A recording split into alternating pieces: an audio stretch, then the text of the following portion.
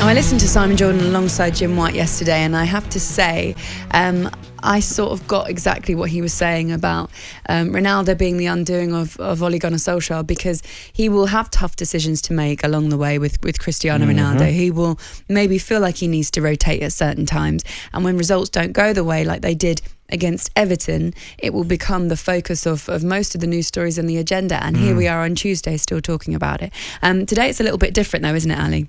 Well, it is, because a video has emerged of Sir Alex Ferguson talking to former UFC champion Khabib. That in itself, I'm just struggling to get my head around that conversation. In the director's lounge at Old Trafford on Saturday, claiming that Ole Gunnar Solskjaer got it wrong with his team selection by clearly not starting Ronaldo and Pogba, and that a manager should always start his best players. Right, I get that, I absolutely get that, but what do you think, Benty, in terms of the bigger picture? Is this just another thing that Ole Gunnar Solskjaer could have done without, really?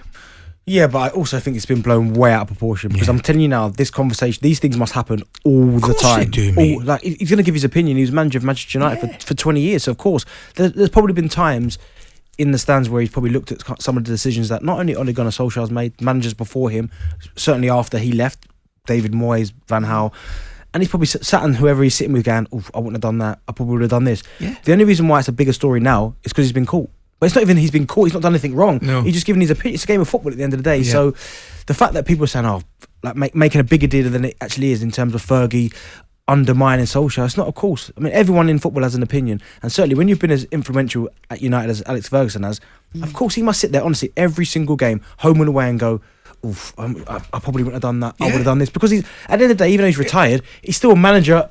And he's a fan. He Exactly. loves football, and he's got, like the rest of us, he's got an opinion on it. Is it perhaps a bit more blown up because the fact is it's Ronaldo, and also everybody else in the world felt the same way? So this morning we were opening our papers going, well, we thought that too, and now he's saying it, and therefore it means that Ollie's got it even more wrong. That's what I'm saying. That was my point, Bennett.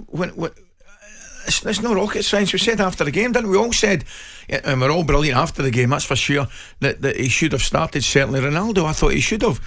You know, just because Sir Alex has come out and effectively agreed what everybody thought, you know, I don't see. I'm you. I don't see it as big a deal as perhaps I'm making it, because Graham Souness, for example, gives an opinion on Liverpool every time. I'm sure Kenny Dalglish every time he goes Correct. to Liverpool is thinking, Correct. Jurgen Klopp, he might have got. Do you know what I mean?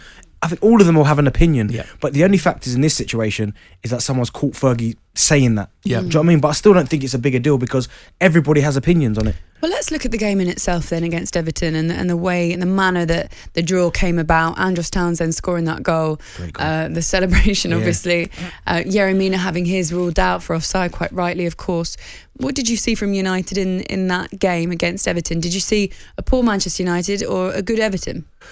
I mean, listen, Everton were very good, but I also saw a poor Manchester United midfield. And that is the issue, I think, in terms of the top teams. You look at Fred and McTominay, yes, they're good players, but at the highest level in terms of against teams like who have got runners in midfield. So Decore and Alan were absolutely superb. Decore was up and tremendous, down. Tremendous, wasn't he? And I think that's the one thing that might cost United is that midfield, because that role has become vital, that in front of the back four, whether you play a two or you play a one.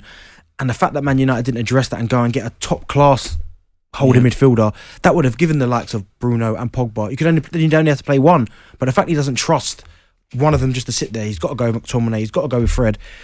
I just thought Everton kind of capitalised on that, played really well, hit them on the counter-attack, and the pace that they were going forward, Everton, I thought they were superb. But United, what they have got in their favour is that they've got that much firepower that at any given moment someone could just turn up with something class and win them the game. Like against Villarreal, I thought they were poor against Villarreal. Ronaldo does what Ronaldo does, pops up, gets the goal. So it's good. I think it's going to be for them to kind of keep pace with Liverpool, Chelsea, and City. I think they're going to struggle. I really do.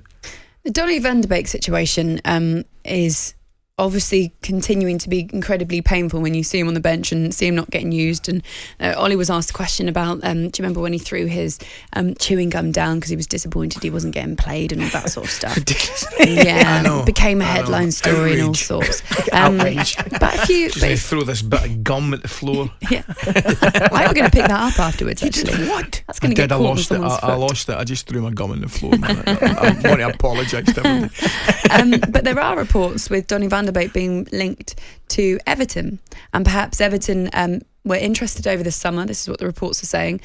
Obviously, it didn't happen, but they're quite willing to go back in again for him. If you are Donny van der Beek and you're waiting for your chance at Manchester United, and it doesn't really look like it's going to come, what do you do? You've got to go and play football. Because he showed at Ajax he's a good footballer. Yeah. He's gone to United, and for whatever reason, it just has not worked out one bit. He's shown flashes in cup games where you go, okay, but other than that, so for me, yeah, if he can get himself out and go and play games, of course. But I mean, the way he's been treated is difficult. But what I will say is, if that's Mourinho, for instance, using Donny van der Beek like Solskjaer has, people would be absolutely annihilating Mourinho, by the way, in terms of his man management. So I think Ole Gunnar Solskjaer's got away with one there, but for Donny van der Beek, I just think to himself, he's far good of a player to just sit there and just waste away. He needs to go somewhere and play. I'm with you 100%, Benty. And before people start coming in and saying, well, you didn't say that about John Stones, I think there's a big difference. I think John Stones has already established himself in that Manchester City team, and I think he will get the opportunity to do it again, whether it's through injury, suspension, lots of form. But the difference with Van der Beek is he's not, and he doesn't look as though he's going to get any game time at all. So that's a completely different problem he's got. What about Jesse Lingard, just quickly as well? Because actually we've seen him do things at Manchester United, link up with Ronaldo, look a little bit happier. It's really difficult to get that sentence out of my mouth there, wasn't it? Do we think he's doing the right thing? At first I questioned Jesse and said, after what he did at West Ham, getting himself back into the England squad, his form at the back end of last season was superb. So I was kind of like, no, Jesse, like I was a little bit disappointed. But the way he's kind of had that self-belief, fought his way back, arguably he's got a chance of starting in that team, because you look at who the likes who he plays. If he plays in that wide right position, Sancho's yet to deliver the form we expect him to. You've got Greenwood, but every time Jesse comes on, he makes an impact. He makes a difference, scores a goal, creates something. Like even the little flick for Ronaldo's goal against Villarreal, people think it's just a deflection. No, he touched it down. Of course, superb. So he's been given the opportunity and he's snatched it with both hands. So I can understand why now for him it looks like the right decision. Yeah. talkSPORT Breakfast with Laura Woods, Monday to Wednesday mornings 6 till 10 on AM, on DAB, via the talkSPORT app and on your smart speaker. talkSPORT.